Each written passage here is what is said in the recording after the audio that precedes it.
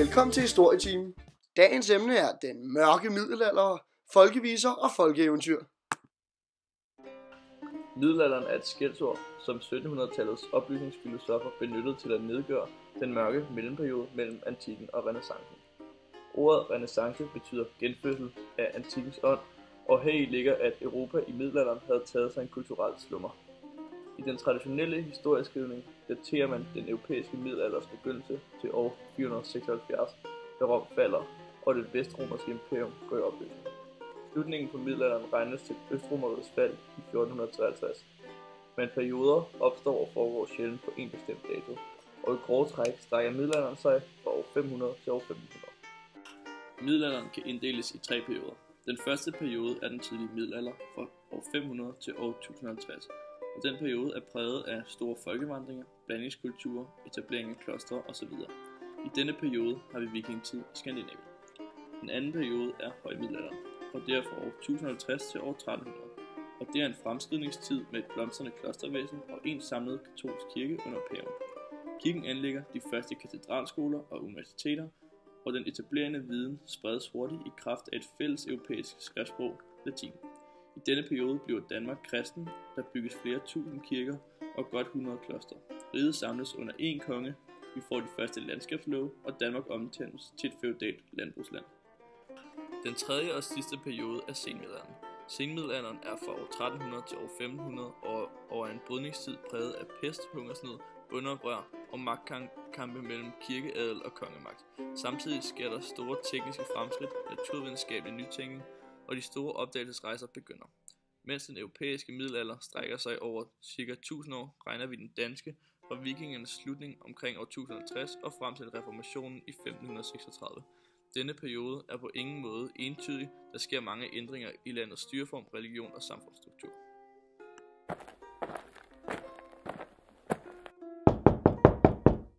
Jens, hvad med det der med at skrive og læse i middelalderen? I middelalderen var der mange, der ikke kunne læse og skrive, og derfor var det naturligt, at historier blev genfortalt mundtligt. På den måde udsprang folkeviserne og folkeeventyrene. Folkeviser havde rigtig ballader og blev fremført af en forsanger med dertilhørende kor og dans. Oftest behandler viserne temaer, der svarer til kernen i overgangsritualer, som f.eks. overgangen fra barn til voksen, gift til ugift eller lignende. Der findes forskellige typer af viser. I trylleviser er mennesket udsat for eller underlagt dæmoniske kræfter. Man møder overnaturlige væsener, f.eks. elver eller trolde, som i henholdsvis Elverskud, hvor hr. Olaf blev fortryllet af en dansende elverkvinde, og i German Gladensvend, hvor hans mor, dronningen, lover ham væk til en trold. Ridderviser er realistiske i deres skildring af samfundsmæssige konflikter. Handlingen udspilles i konkrete omgivelser, og helten er typisk en ridder. Ridderviserne kredser om de sociale kræfter, der binder individet, f.eks. til en bestemt klasse. En typisk riddervise vil fortælle om en ridder, som vil have en skøn jomfru, hvilket ikke lykkes. Kan I egentlig ikke lige fortælle mig lidt om de der folkeeventyr? Jo, selvfølgelig. Folkeeventyr er en mundtlig fortælling, der er gået fra mund til mund. Fortællingerne indeholder magiske tal som 3, 7, 9 og 13, og fortællingerne følger den her meget simple hjem-ud-hjem struktur. Personerne i fortællingen gennemgår ikke nogen udvikling, men der er altid en løsning eller en form for accept på konflikten. Det er en meget simpel fortælling, så det er nemt at huske, da der ikke er skrevet noget ned. Det er en fortælling med meget flade personer, altså enten en, der er helt igennem god eller helt igennem ond. Derfor kan det også meget nemt sættes i aktantmodellen, da der enten er en modstander eller hjælper og et meget tydeligt mål. Der er overnaturlige væsener som hekse og trolde i fortællinger. Der er to genrer, skæmteeventyr og trylleeventyr.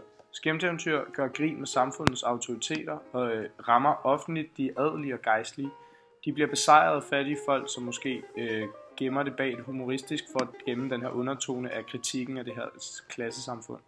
Eventyrene udtrykker en drøm af social opstigning, som ikke er mulig i middelalderen.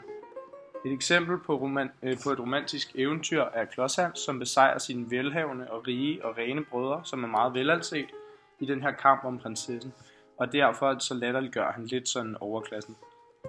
Den anden genre er trylleeventyr. Dele af handlingen foregår i et overnaturligt rum med overnaturlige væsener.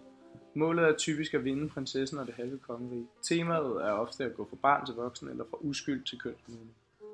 Udover de mundtlige eventyr har vi også kunsteventyr, som er eventyr, der er skrevet ned, hvor vi altså har en kendt forfatter.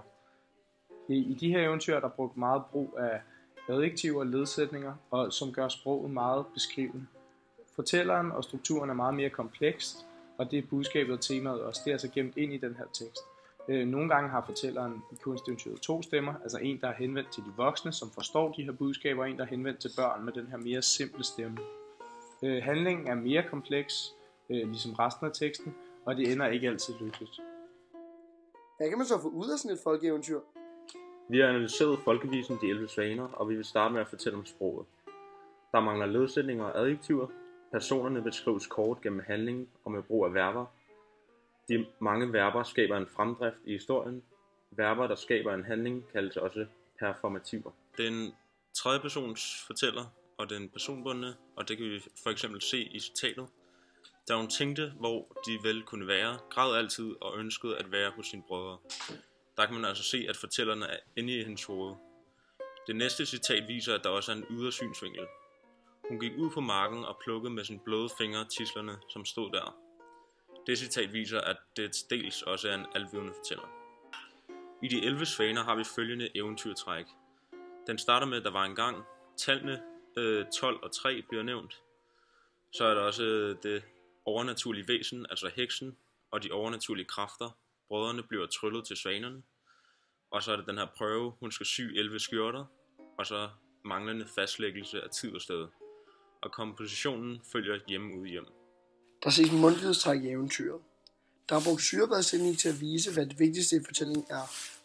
For eksempel er der ikke mange detaljer omkring stedmorens død, da det ikke er væsentligt for handlingen. Det ses på sidste linje i eventyret, som lyder: men den onde stedmor blev lagt i en spiretønde og rullet til døde. Der er også brugt ekspansionsteknik i eventyret, men i modsætning til syrebadsteknikken er den brugt til at skabe spænding. Ekspansionsteknikken er nemlig brugt, at pigen leder efter sine brødre, og det trækkes ud, så læseren sidder og bliver spændt. Teknikken ses ved, at der er brugt langt flere adjektiver og ledsætninger end i resten af teksten. Findes der fortællinger, der minder om De 11 Svaner?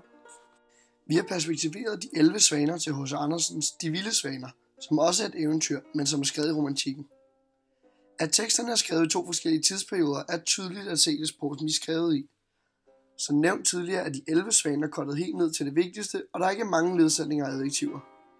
Derimod er De Vilde Svaner meget beskrivende i sproget, som det ses allerede på linje 2. De 11 brødre, prinser var de, gik i skole med stjerne på brystet og sabel ved siden. De skrev på guldtavle med diamantgriffel og læste lige så godt udenad som indeni. Man kunne straks høre, at de var prinser. Her er det især brugen af ledsætninger, der skaber det beskrivende sprog. Det er værd at lægge mærke til, at forskellen i sproget allerede er tydeligt i titlen. H.C. Andersens eventyr hedder De Vilde Svaner, som kontrast til middelaldereventyret De 11 Svaner. I middelalderen var det det fysiske mål, og ikke følelserne, der var det væsentligste, hvor det var omvendt i romantikken. Det var alt for i dag, og tak fordi I lyttede med. Det er skam os, der takker. Ja, altså, det var meget lærerigt og meget spændende.